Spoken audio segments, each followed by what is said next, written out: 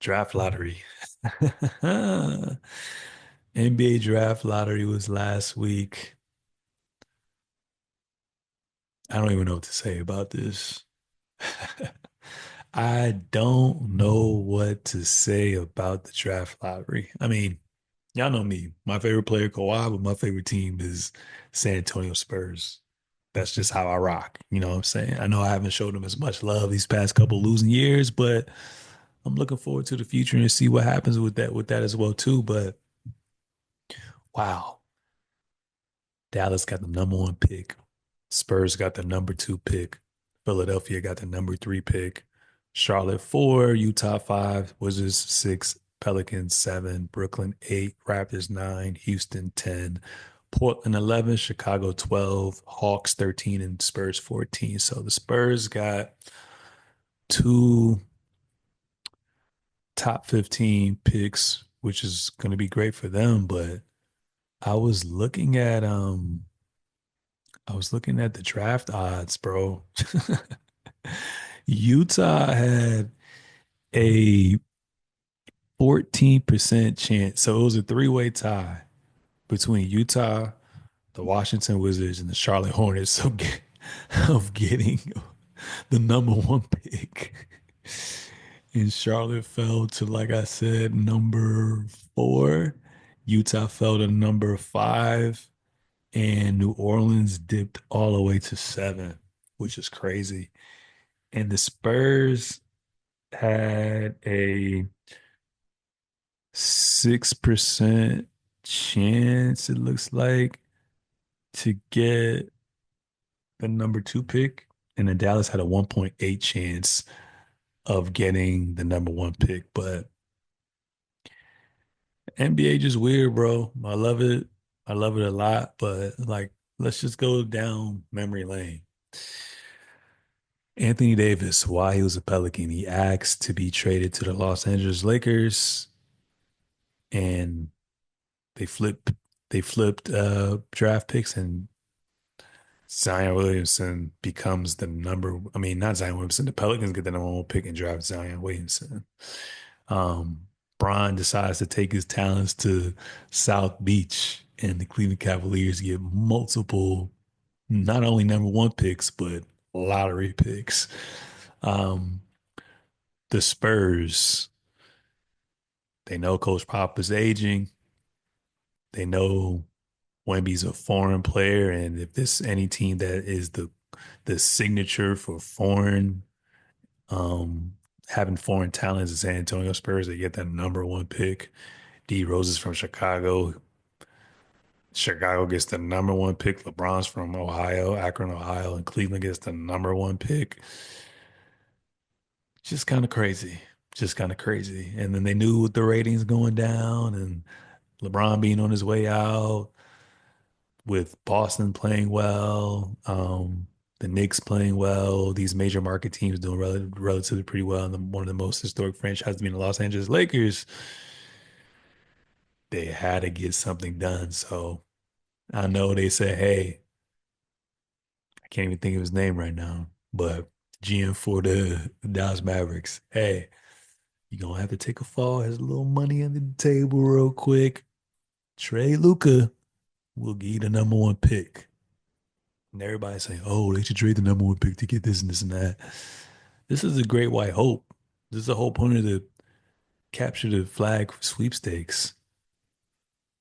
Um, we haven't had a white American player with this much upside and and promise in a long time. So if you got the opportunity to get Cooper Flag, you go ahead and get Cooper Flag, man.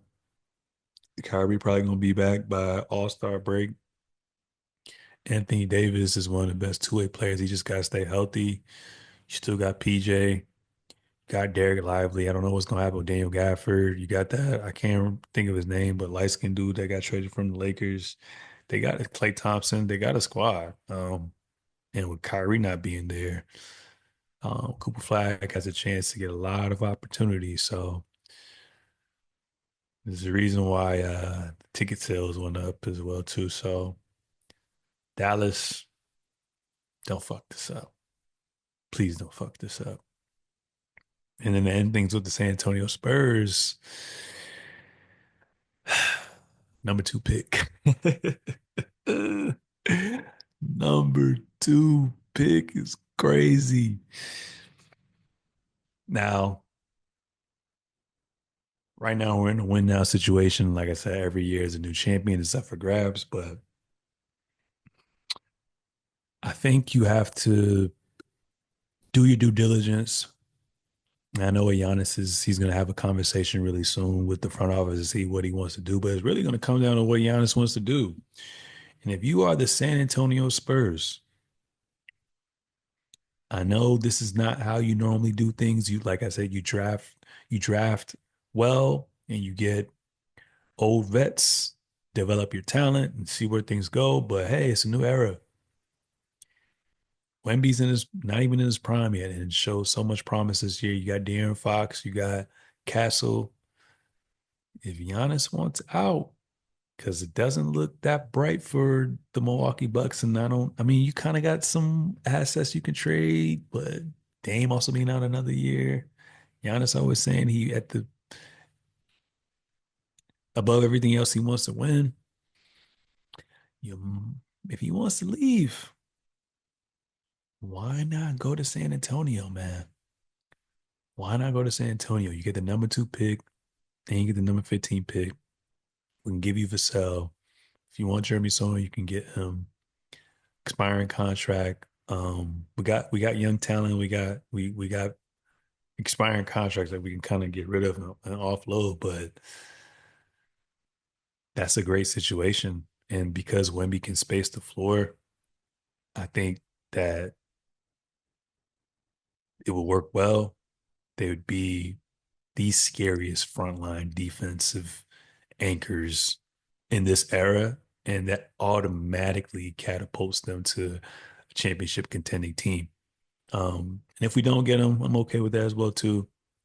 Terrence, he's also a fan of college basketball, and he's really high on Dylan Harper, and that's as of right now is the projected number two pick. But if we can get if we can get Dylan Harper and Giannis decides he wants to stay or he goes elsewhere, I'm okay with that as well too. I'm just a little worried about how that kind of works with Fox wanting to be in San Antonio and him being the point guard.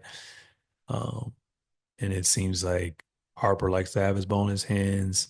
They just loosened up the chains or the ropes or whatever you want to call it for Stephon Castle. He was rookie of the year. Wemby's coming back into the fold, so I would like to see how that works.